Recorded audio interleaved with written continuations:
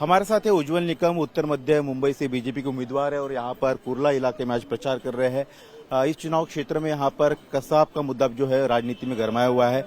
निकम साहब, कसाब को लेकर कांग्रेस के वडेट्टीवार जो है आपके ऊपर आरोप लगा रहे हैं कि आपने कांग्रेस के साथ गद्दारी की, आपने झूठा बयान दिया कि कसाब ने बिरयानी खाई थी।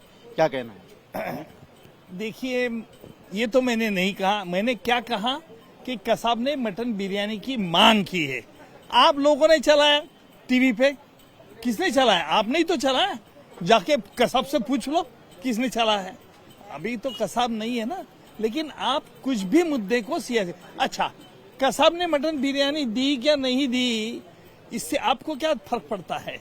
लेकिन आपको इसलिए फर्क गिर रहा है क्योंकि जैसे ही मेरी उम्मीदवारी जाहिर हो गई, उस वक्त आपको भाजपा के खिलाफ कुछ कहना था, बोलना था, इसलिए आप मुझे टारगेट करें। लेकिन भाई साहब, ये बात ख्याल में रखिए कि ताली एक हाथ से नहीं बजती, ताली दो हाथ से बजती है। अगर कसाब ने मटन बिरयानी की मांग की क्या नहीं की, इसके बारे में आप साबित कर दो क्या है। जी, उन्होंने दूसरा और एक आरोप लगाया कि हेमंत करकरे साहब को जो गोली लगी थी वो आतंकियों की बंदूक से नहीं लगी थी, वो किसी अधिकारी की गोली से लगी थी। इस बात को भी आपने छुपाया, आपने देशद्रोह किया, ऐसा उनका एक आरोप था। आप झूठ बोल रहे हैं, आपकी किताबों में आपने खुलासा किया, लेकिन आप चुनाव मैदान में उतरे इसलिए आप झूठ बोल रहे हैं, ऐसा उनका कहना है। किसका किताब? मैंने किताब? हाँ। मैंने किताब कभी लिखी नहीं है। हाँ। नहीं, मैंने तो किताब नहीं लिखी है। लेकिन देखिए, विपक्ष में हलचल मच गई है, उनके तंबू में घबराहट हो गई है, क्योंकि जैसे मेरी उम्मीदवारी जाहिर हो गई तो विपक्ष ने अनाप शनाप ये आरोप करने शुरू कर दिया। लेकिन उन्होंने ध्यान में रखना चाहिए कि इस आरोप से पाकिस्तान को आपकी मदद मिल रही है।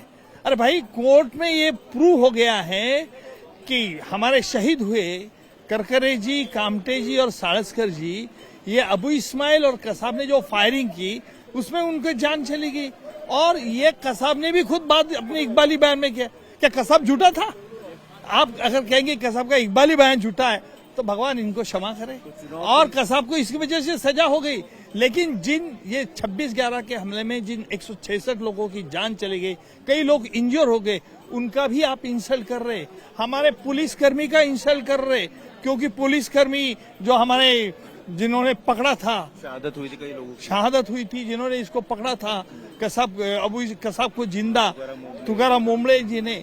तो तुकाराम मोमड़े ने पकड़े बगैर कसाब ने इकबाली बयान कोर्ट के सामने दिया था। क्या वो झूठा है? भाई, आज तो तुम कुछ भी आरोप कर, उनके बयानों से पाकिस्तान को मदद मिल रही है। पाकिस्तान ये कह देगा कि भाई इनके अधिकारों ने मारा था, ये देश के खिलाफ है, इनके बयान। ये कांग्रेस का एजेंडा रहा है पाकिस्तान को मदद करना। जब भी आप स्टेटमेंट पढ़ेंगे कि पाकिस्तान के कई आर्मी ऑफिशियल्स ने, कई अधिकारियों ने किसकी पुष्टि की है? कांग्रेस के नेताओं की पुष्टि की है कि वही चुन के आना चाहिए, वो स्टेटमेंट दे रहे। और आज कांग्रेस के विपक्ष नेता ने ये बात कह दी कि कसाब की गोली से नहीं मारा है। कहा है भाषणों में कि कांग्रेस पाकिस्तान चाहता है कि शहजादे जो है वो सत्ता पर आए भारत में। अभी तो ये बिल्कुल प्रूव हो गया है कि कांग्रेस के पास कोई मुद्दा नहीं है, इसलिए अभी पाकिस्तान से उनको कुछ नैरेटिव भेजे जाते और हमारे लोगों के दिल में एक खामोखाम शंका पैदा कर दे। लेकिन जुडिशियल फाइंडिंग जिसको सुप्रीम कोर्ट तक माना गया और उसे रिलाई हुआ गया, तो कसाब को कीजिए मदद, कह दीजिए कसाब शहजाद था, कसाब इनोसेंट है। कांग्रेस जो है पाकिस्तान से उनको आदेश आते है, उस तरह से एजेंडा चलाती है। मैं नहीं कह रहा हूँ, उनकी जो बयानबाजी चल रही है ना, उसे तुमको लग रहा है और मुझे लग रहा है। जी, तो बिल्कुल यहाँ पर आप जा रहे, कैसा रिस्पॉन्स आपको मिल रहा है यहाँ पर लोगों का? देखो सो लोग क्या बोल रहे हैं अभी, ये लोग अगर ये सुन